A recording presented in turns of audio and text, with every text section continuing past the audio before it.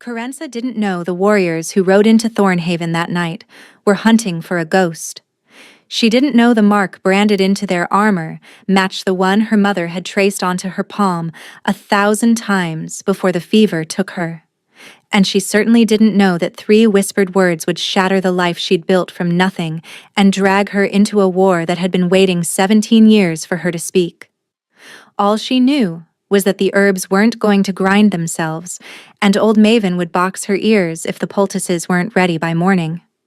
The healer's cottage sat at the edge of the village, close enough to smell the tannery when the wind shifted wrong, far enough from the tavern to avoid the drunks who sometimes mistook her door for somewhere they belonged. Carenza worked by candlelight, her fingers stained green from yarrow and comfrey, her back aching from hunching over the worn wooden table. She was 17 winters old and had been Maven's apprentice for 5 of them, ever since the old woman found her half-starved and fever-wild in the forest, clutching her dead mother's hand. Maven had never asked questions. In return, Carenza had never offered answers. Some secrets were safer buried. The sound of hoofbeats made her pause, not the lazy clop of a farmer's mare or the hurried trot of a messenger. This was thunder. Organized and relentless, the sound of many horses moving with military precision. Carenza set down her pestle and moved to the window. Torchlight flooded the village square. She counted 12 riders, maybe more, their horses midnight black and massive, bred for war rather than travel. The men themselves were harder to see, wrapped in dark leathers and traveling cloaks, but she caught the glint of weapons at their hips, and the rigid posture of soldiers who expected trouble. The insignia on their armor made her blood freeze, a crescent moon cradling a single flame. She knew that mark, had traced its lines in the dirt as a child while her mother whispered stories about the mountain kingdom, about the wolves who ruled there, about the fire that burned in their veins. The Valdres wolves, she breathed. No one from Valdres had crossed into the borderlands in over a decade. The mountain pack kept to themselves, their alpha rumored to be as cold and unyielding as the peaks he ruled. For them to ride this far south, this openly, something was very wrong. Or very desperate. Carenza should have stepped back from the window, should have snuffed her candle and pretended she'd seen nothing. That was the smart thing, the safe thing, the thing her mother had drilled into her since before she could walk. Stay hidden.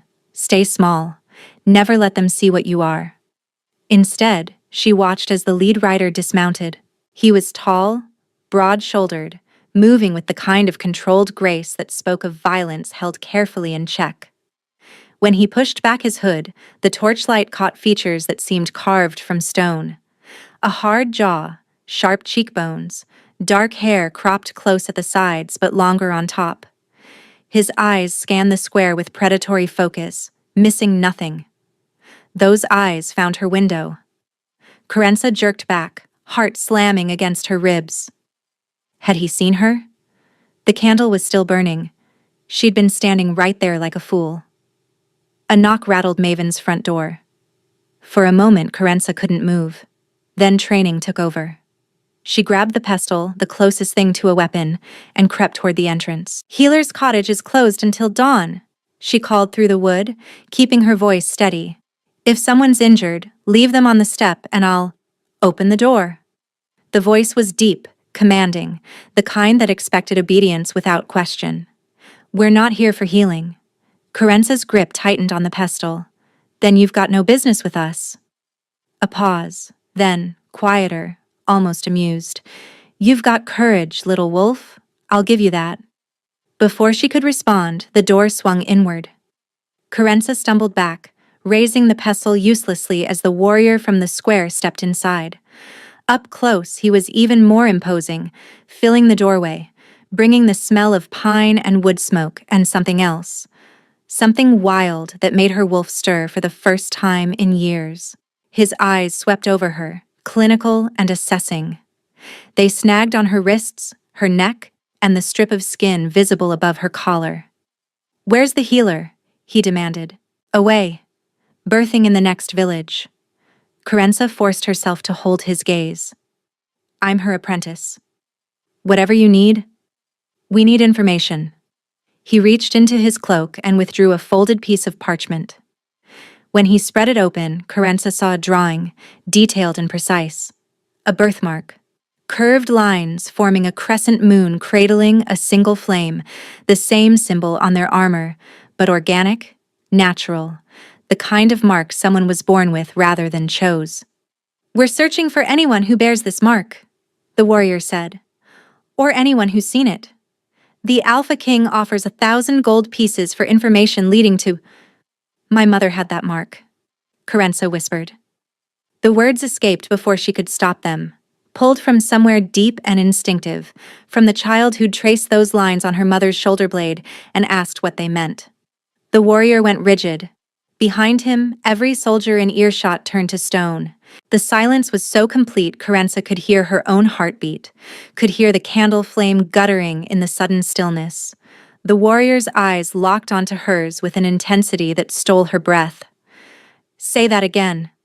Carenza's instincts screamed at her to run, to lie, to do anything except stand here beneath this stranger's burning gaze and repeat the words that had just condemned her. But it was too late for that. My mother, she said, her voice barely above a whisper. She had that mark. On her left shoulder blade. She said it was a birthright.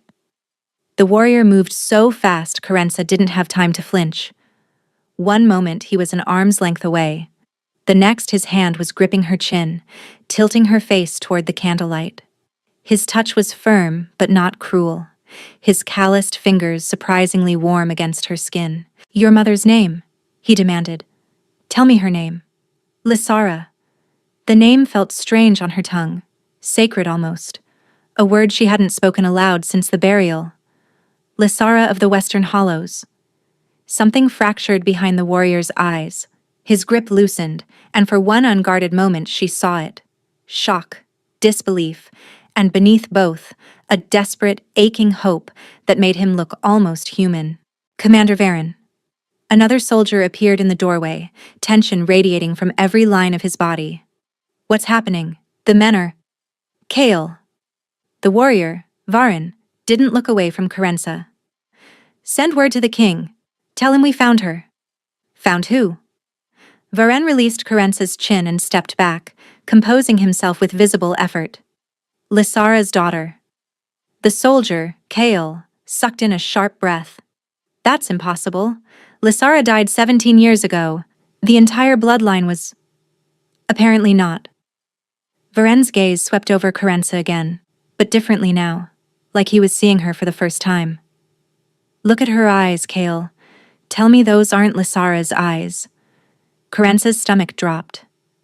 How do you know my mother's eyes? Because every wolf in Valdris knows them.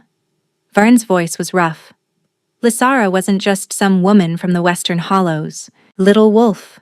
She was the last daughter of the Luna line, the king's betrothed.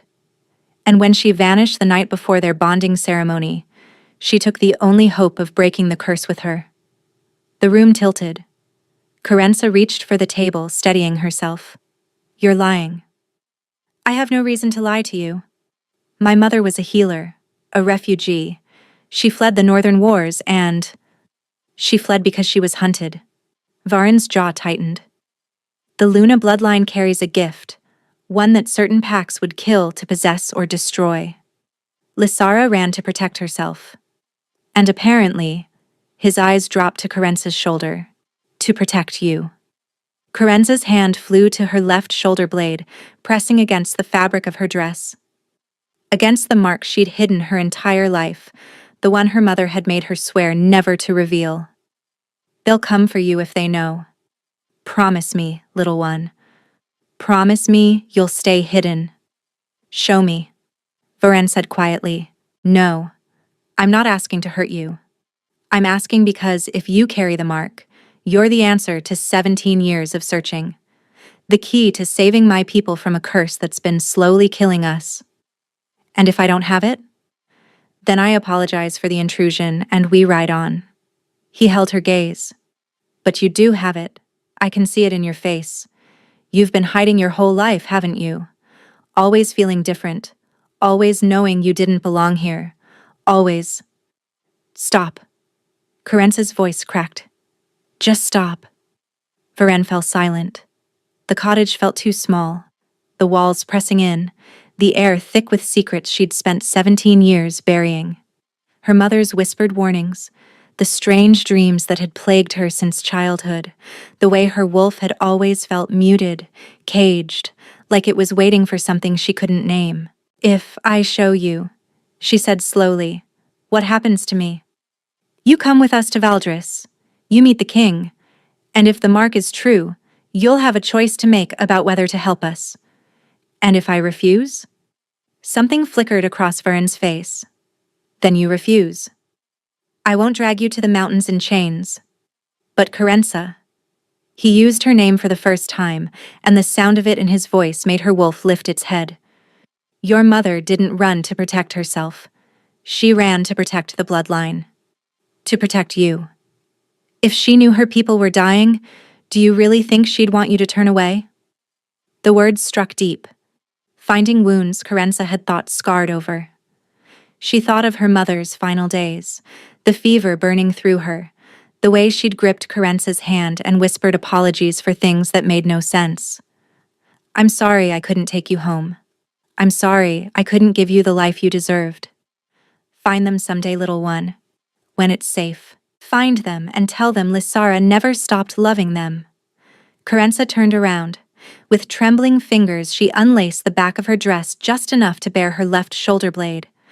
Behind her, Varen inhaled sharply. It's true, Kale breathed from the doorway. Luna's mercy, it's actually true. The mark burned against Kerensa's skin like it knew it had finally been seen. And somewhere deep inside her, the wolf she'd spent her whole life caging began to howl. They rode before dawn. Kerensa had 2 hours to pack her life into a saddlebag. Her mother's comb, a book of pressed herbs, the worn blanket that still smelled faintly of home. Maven would return to find only a note and a purse of gold coins Varen had pressed into Kerensa's hands over her protests. For the healer. For taking care of what we lost. The journey north took 4 days. Varen kept her close, always within arm's reach. Though whether for protection or surveillance, Kerensa couldn't tell. He spoke little, but she caught him watching her when he thought she wasn't looking, his expression unreadable. The other soldiers treated her with cautious reverence, stepping aside when she passed, lowering their eyes when she caught them staring. It made her skin crawl. They think you're sacred, Kale explained on the 3rd night when they camped at the base of the mountains. He was younger than Varen, with copper-streaked hair and an easier smile. The Luna bloodline hasn't produced an heir in 2 generations. Most of us thought the line was extinct. I'm not sacred. I'm a healer's apprentice who's good at grinding herbs. Kale's smile flickered. You might want to stop saying that before we reach the castle. The court has certain expectations. The court can choke on their expectations. He laughed, surprised and genuine. Lysara's daughter indeed. The mountains rose around them like sleeping giants, their peaks crowned with snow that glowed pink in the fading light. Kerensa had never seen anything so beautiful or so terrifying. On the 4th morning, they crested a ridge, and Valdris spread before her. The city was carved into the mountain itself, tiers of dark stone rising toward a castle that seemed to grow from the peak like a natural formation. Waterfalls cascaded down cliff faces, catching rainbows in their mist. Smoke rose from 1,000 chimneys, and even from this distance, Kerensa could see people moving through the streets, living their lives in this impossible vertical kingdom. Home, Varen said beside her. It was the most emotion she'd heard in his voice since the cottage. It's beautiful. It's dying. He nudged his horse forward. Come. The king is waiting. The ride down into the city took another hour. People stopped to stare as they passed, whispers spreading like wildfire. The commander returns. Who is that girl? Did you see her eyes? She looks like... Kerensa kept her gaze forward, her spine straight, refusing to shrink under the scrutiny. The castle gates opened to receive them, and she entered a world of polished stone, flickering torches, and tapestries depicting wolves running beneath crescent moons. Servants appeared to take the horses. A woman in gray robes approached with a bow. "The king has requested an immediate audience," she said, her eyes curious but carefully neutral. "If you'll follow me." Kerensa glanced at Varen. He nodded once, something almost like reassurance in his expression. "I'll be right behind you." She followed the servant into the heart of the mountain, and with every step, she felt her old life falling away like dead leaves, making room for something new, something terrifying, something that had been waiting for her since the moment she was born. The throne room was not what Kerensa expected. She'd imagined cold stone and harsh judgment, a king on a distant dais looking down at her like she was something to be examined and discarded. Instead, she found warmth. A fire roared in a massive hearth. Cushioned benches lined the walls, and the man who rose from the throne as she entered looked less like a king and more like someone who hadn't slept in years. He was younger than she'd imagined, perhaps 30 winters, with dark hair that fell across his forehead and eyes the color of slate beneath thunderclouds. Handsome in a haunted way, all sharp edges and shadows. But it was the way he moved that caught her attention, careful, deliberate, like every step cost him something. "Leave us," he said. The command was soft, but every guard and servant in the room obeyed instantly. Only Varen remained, stationing himself by the door. The king descended the steps from his throne, and Kerensa forced herself to hold her ground as he approached. Up close, she could see the lines of exhaustion carved into his face, the slight tremor in his hands, the way his breathing seemed labored despite the short distance. He stopped an arm's length away, studying her with an intensity that made her wolf pace restlessly. "You have her eyes," he said finally. "Lysara's eyes. I'd know them anywhere." "So I've been told?" The corner of his mouth twitched. "You're not afraid of me." "Should I be? Most people are." He circled her slowly, and she felt his gaze like a physical weight. "The mark. May I see it?" Kerensa hesitated. Bearing herself to Varen in the cottage had been necessary, survival instinct overriding modesty. But this felt different. More intimate somehow. "I won't touch you," the king added quietly, not without permission. Something about the way he said it, not a concession but a genuine promise, made her turn. She heard his sharp intake of breath when he saw it. "Identical," he murmured. "The exact same mark Lysara bore." He moved around to face her again, and this time there was something raw in his expression. "Do you know what this mark means?" Varen said something about a curse, a dying kingdom. Varen is a master of understatement. The king walked to a table near the hearth, where several objects lay spread across dark cloth. 17 years ago, the night before your mother was to become my father's queen, she vanished. That same night, a rival pack attacked our borders. They couldn't defeat us militarily, so they used blood magic instead. He picked up a small vial, dark liquid swirling inside. They cursed the royal bloodline. Every alpha born to Valdris would weaken with each passing year, their wolf fading, their body failing. My father lasted 8 years before the curse took him. I've lasted 9. He set down the vial. I have perhaps a year left. Maybe less. Kerensa's throat tightened. And my mother's mark? The Luna line carries the only magic strong enough to break blood curses. Your mother was our salvation, and she ran. His voice held no accusation, only weariness. I don't blame her.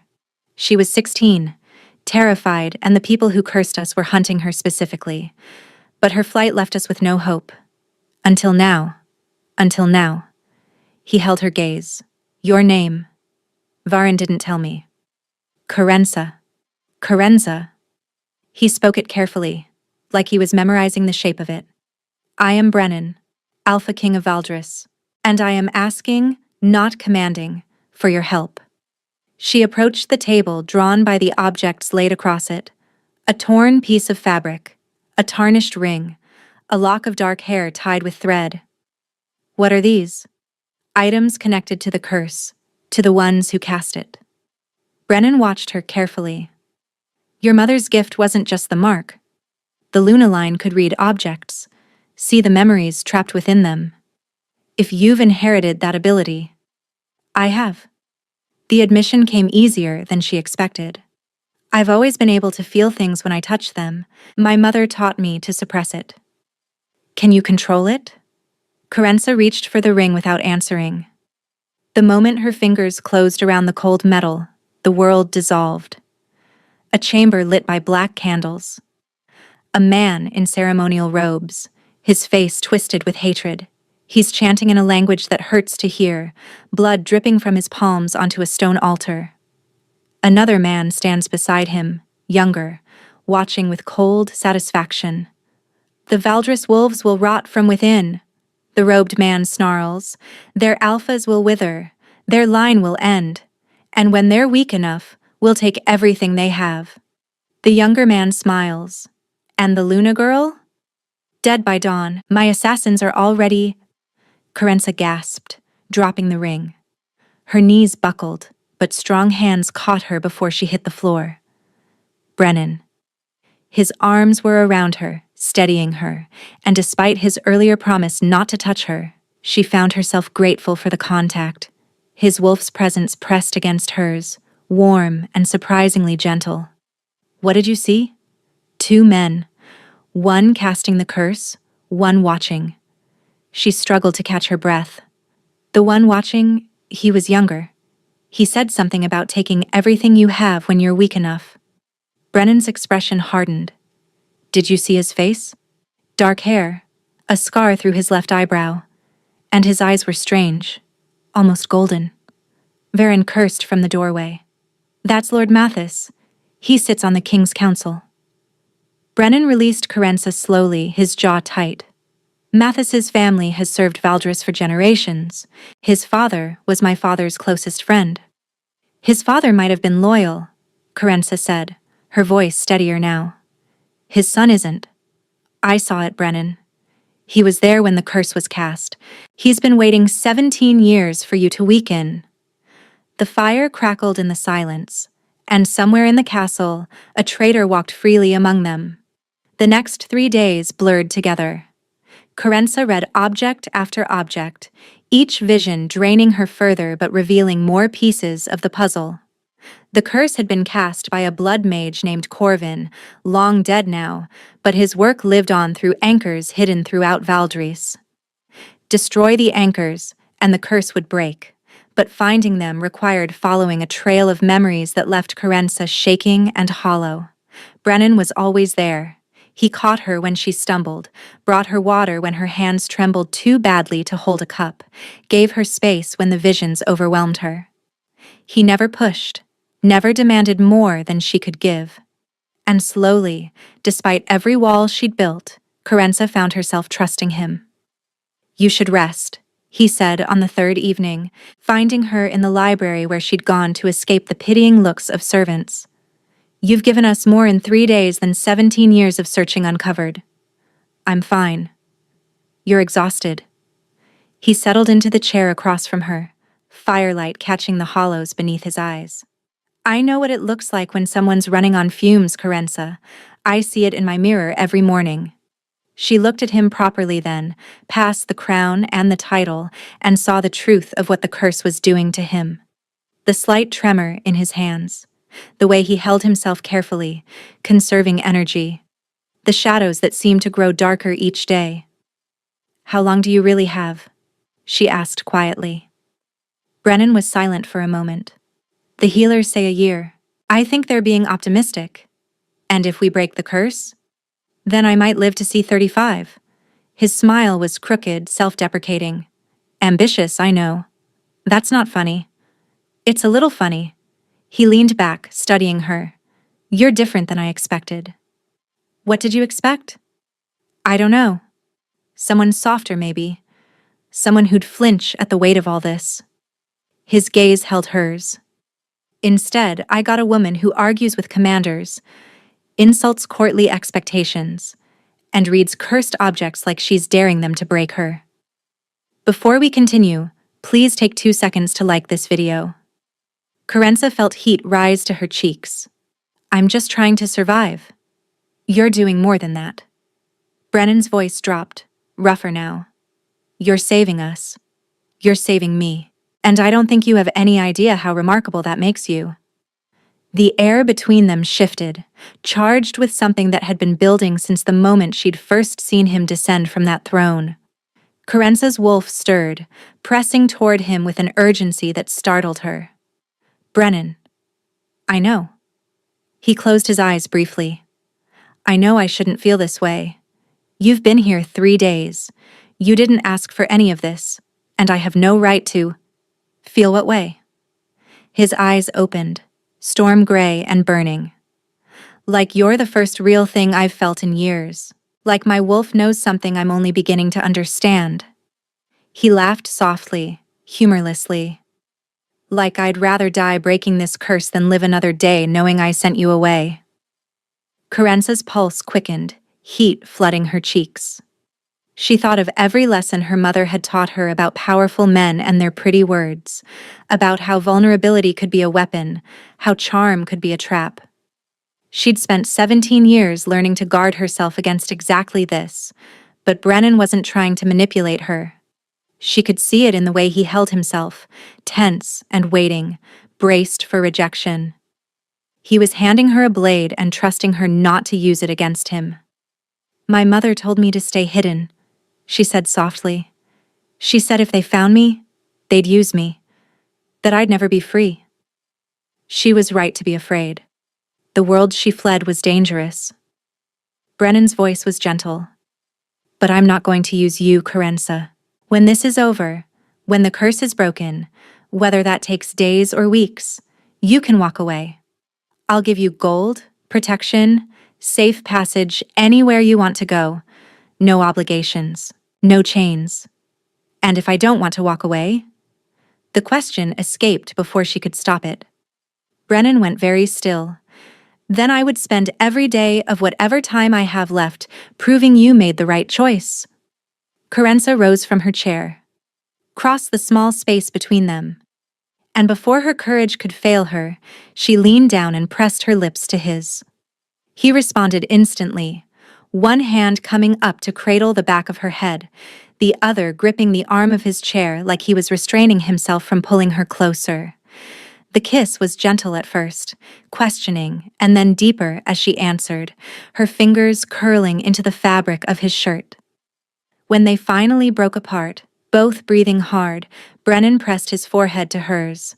I've been dying for 9 years, he murmured, and I've never once felt as alive as I do right now. Then stay alive. Her voice was fierce. Break this curse with me, and when it's done, ask me properly. Ask you what? To stay, to choose this, to choose you. His breath caught. And you'll consider it? I'll do more than consider it. She kissed him again, softer this time. But first, we have a traitor to catch and a curse to break. Brennan's laugh was rough with emotion. Always the practical one. Someone has to be. His thumb traced her cheekbone, reverent and wondering. You're going to destroy me, Kerensa of the Luna line, and I'm going to let you. Lord Mathis made his move on the 5th night. Kerensa had spent the day reading the remaining objects, saving the most difficult for last. She was reading the final object, a fragment of the original curse tablet, when the vision hit her harder than any before. Mathis in the castle corridors, speaking to a servant in hushed tones. The girl has seen too much. She knows about my family's involvement. She has to be eliminated before she reveals more. And the king? The king is dying anyway. Once the Luna Witch is dead, he'll have no hope left. Despair will finish what the curse started. Mathis smiles coldly. Tonight, the poison is already in her evening tea. By morning, this will all be over. Kerensa tore herself from the vision with a gasp, knocking the tablet from the table. Her hands were shaking, her heart racing, and her wolf howling in warning. Brennan! He was beside her in an instant, concern carved into every line of his face. "What is it? What did you see?" "Mathis knows. He knows I've uncovered his involvement." She gripped his arms, her fingers digging in. "He's going to poison me tonight. He said the poison is already in my tea." Brennan's expression went cold and lethal in a way she'd never seen before. "Varen!" The commander appeared at the door immediately. "My king? Find Lord Mathis, bring him to me in chains, and have every servant who's been near Carence's chambers detained for questioning."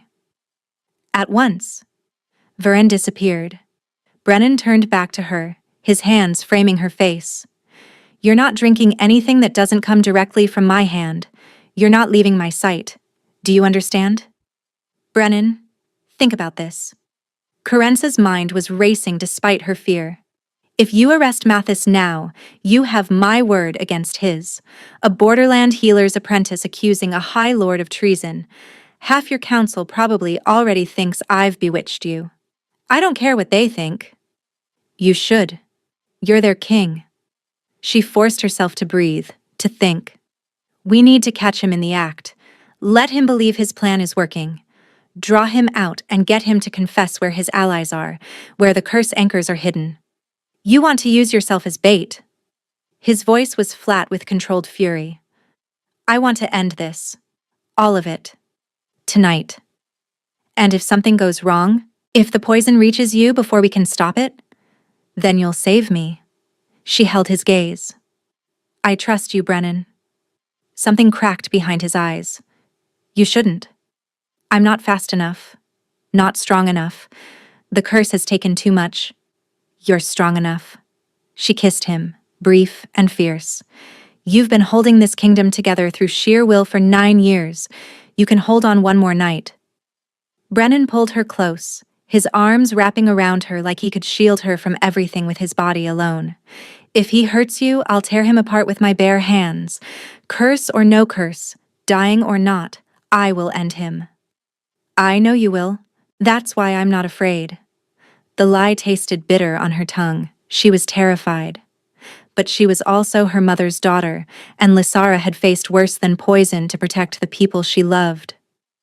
"I understand now, Mama," she thought. "Why you ran. Why you hid. You weren't a coward. You were buying time for something worth fighting for." They planned quickly. Carence would return to her chambers and pretend to drink the poisoned tea. Varen's men would be hidden nearby, ready to move the moment Mathis revealed himself. Brennan would stay close, closer than protocol allowed, because nothing short of death would keep him away.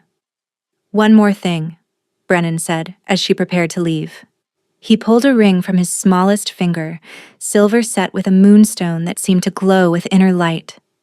"This was your mother's. She left it behind the night she fled." He pressed it into Carence's palm. "She would have wanted you to have it." Carence's eyes burned. The ring was warm against her skin, thrumming with memories she'd explore later, when there was time, when she wasn't walking toward a trap of her own making. "I'll give it back," she said. "When this is over. Keep it." Brennan's voice was rough. "Keep it and come back to me. That's all I ask." She slipped the ring onto her finger and walked into the darkness. Carence's chambers felt different in the darkness. Every shadow held menace. Every creak of the floorboards made her wolf bristle.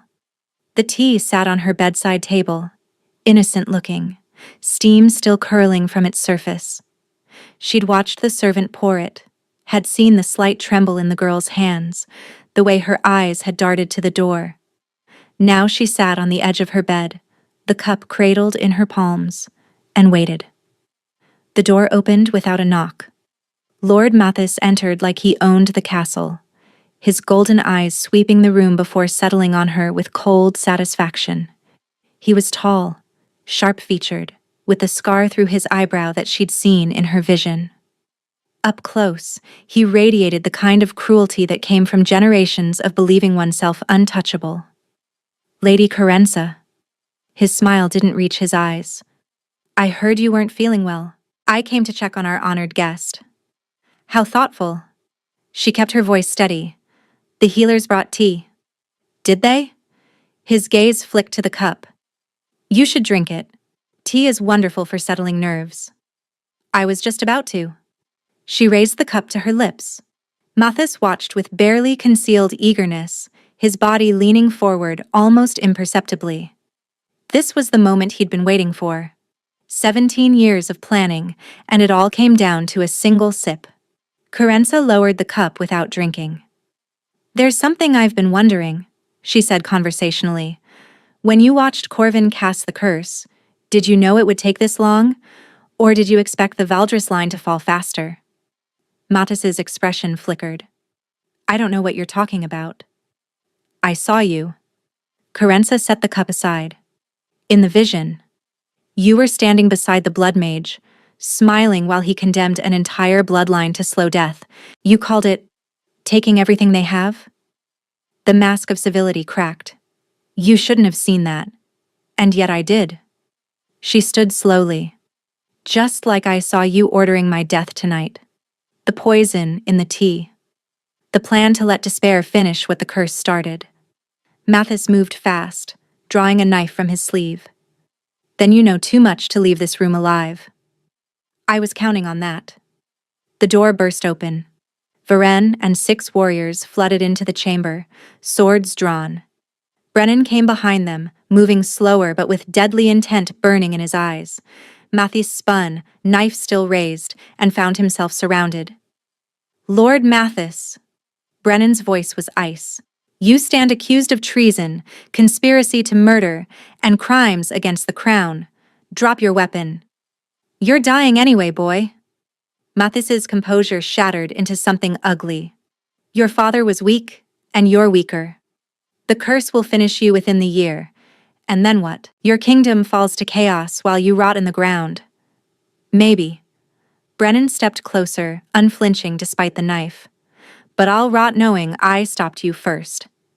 Mathis lunged. Not at Brennan, but at Kerensa, the knife arcing toward her throat in a desperate final strike. If he couldn't escape, he'd take her with him. Time seemed to slow. Kerensa saw the blade coming, saw Brennan's face contort with horror, saw Varen moving too slowly to intercept. Her wolf surged forward with instincts she didn't know she possessed. She caught Mattis's wrist. The contact sent a vision slamming through her, involuntary and overwhelming. But this time, she didn't fight it.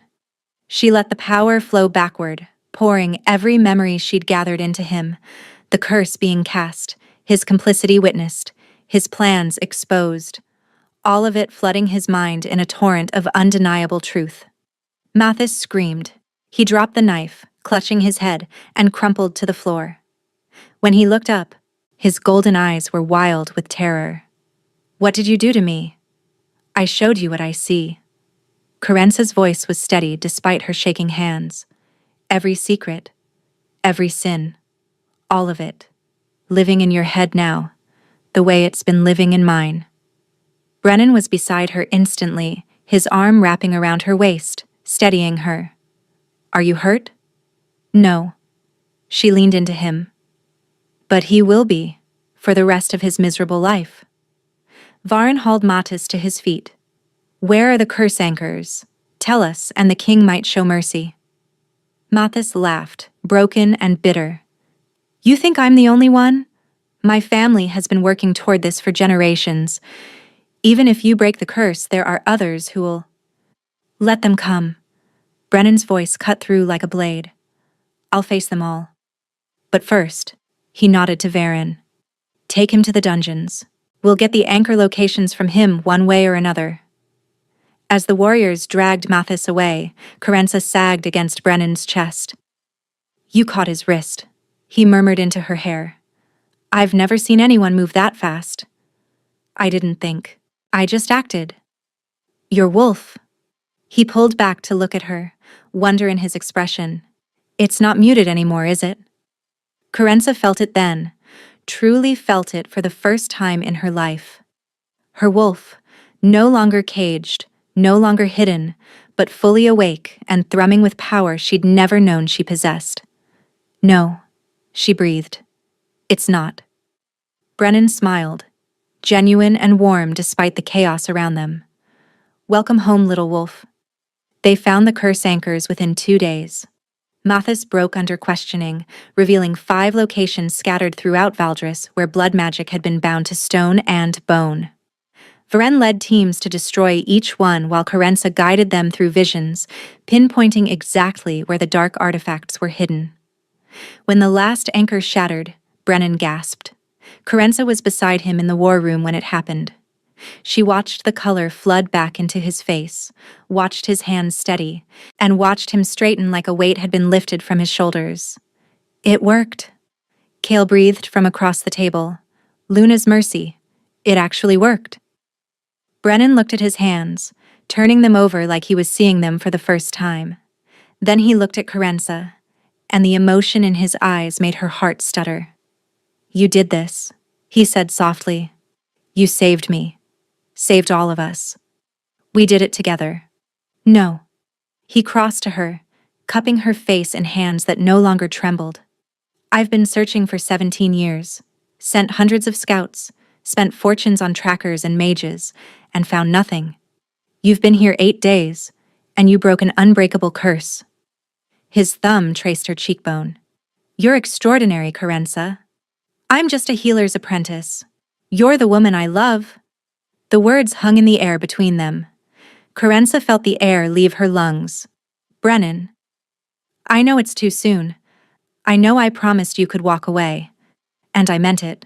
You can have gold, safe passage, anything you want. His voice roughened.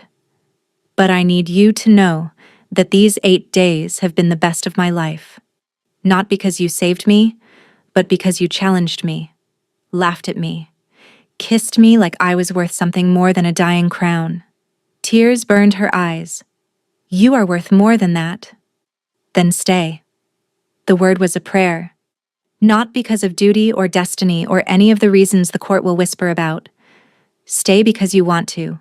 Because this, he pressed her palm to his chest, where his heart beat strong and steady.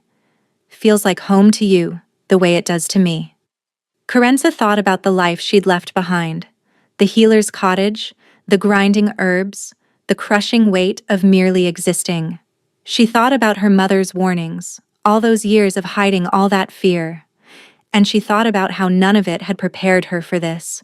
A king who asked instead of demanded, who offered freedom in the same breath as forever, who looked at her like she'd hung the stars.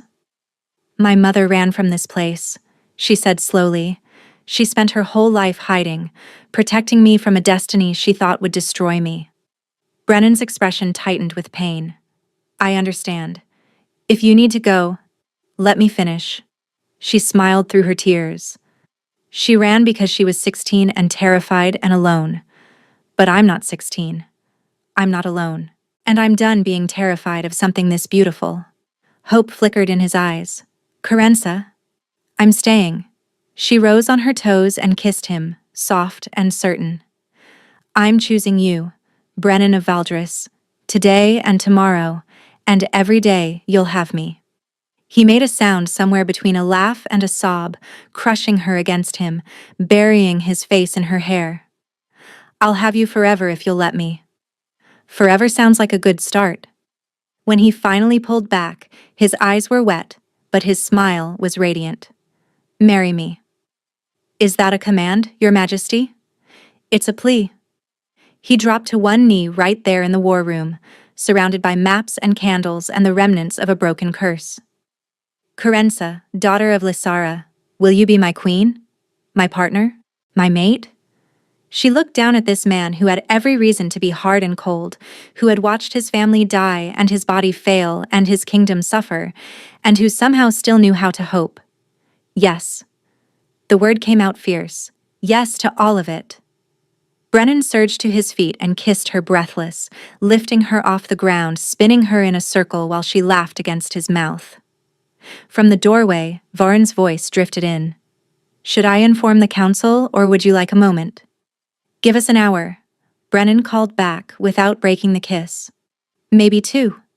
Carenza heard Kale's delighted whoop somewhere in the corridor. And wrapped in Brennan's arms, her wolf singing in harmony with his, she finally understood what her mother had been protecting all along. Not a curse, not a burden. A chance at something extraordinary. The bonding ceremony took place under the first full moon of spring. The entire kingdom gathered in the great courtyard, torches blazing against the night. As Carenza walked toward the man who had become her whole world, she wore silver silk that seemed to glow in the moonlight, her mother's ring on her finger, the Luna mark visible through the open back of her gown for all to see. Brennan waited at the altar, dressed in the deep blue of Valdris royalty, looking healthier and stronger than anyone had seen him in years. When his eyes found hers, everything else faded away. The high priestess spoke the ancient words, binding wolf to wolf, soul to soul. Carenza and Brennan exchanged vows they'd written themselves, promises of partnership and choice and love freely given. "I spent my life hiding," Carenza said, her voice carrying across the silent crowd. "Afraid of what I was, of what I could do. You showed me that my gift wasn't something to fear. You gave me a home. You gave me a pack. You gave me you." She smiled through tears. "I choose you, Brennan. Every day, in every way, for the rest of our lives." Brennan's voice was rough with emotion. "I was dying when you found me, not just from the curse, but from years of carrying a weight I thought I'd bear alone. You didn't just save my life, Carenza. You reminded me it was worth living." He took her hands. "I choose you, not as my salvation or my healer, but as my equal, my partner, my heart." When they kissed, the crowd erupted in cheers. The celebration lasted until dawn. There was music and dancing and enough wine to fill the mountain rivers. Cale gave a toast so heartfelt that even Varen wiped his eyes. And through it all, Brennan kept Carenza close, his hand in hers, his wolf pressed warmly against her own. Later, in the quiet of their chambers, he traced the mark on her shoulder blade. "Do you ever wonder what would have happened if Varen hadn't found you?" "Sometimes." She turned in his arms. "I'd still be grinding herbs, hiding from a destiny I didn't understand. And I'd be dead within the year. But that's not what happened." She kissed the corner of his mouth. "You sent warriors into a tiny borderland village, and one of them knocked on a healer's door and everything changed." Brennan smiled. "Best decision I ever made? Second best." She grinned. "The first was not running when I admitted my mother had that mark." He laughed, pulling her closer. "The warriors went silent because they knew. Even then, they knew you were the answer to everything." Carenza thought about her mother, about the years of fear and hiding, about the stories whispered in the dark. Lysara had run to protect her daughter from a world she thought would consume her, but she'd also left clues, pressed herbs, whispered truths, a mark that refused to stay hidden forever. "You wanted me to find them, Mama," she thought. "When I was ready, when I was strong enough. You knew I'd come home." Outside, the sun rose over the mountains, painting the sky in shades of gold and rose. A new day, a new beginning. Carenza pressed closer to her mate, her king, her home. "I whispered 3 words in a healer's cottage," she murmured against his chest, "and ended up with forever." Brennan kissed the top of her head. "Best trade I've ever heard of." She smiled, content and whole, and finally free. Where are you listening from? Let's meet in the comments. I love hearing your thoughts. And if you'd like to support me, please subscribe. It's free, and it helps more people hear these stories.